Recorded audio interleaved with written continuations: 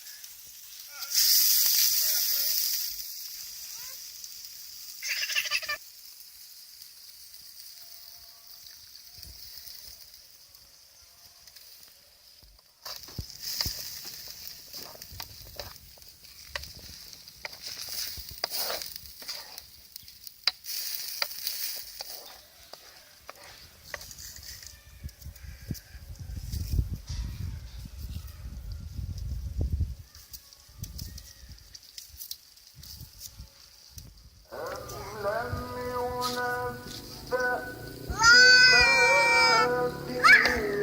بما في موسى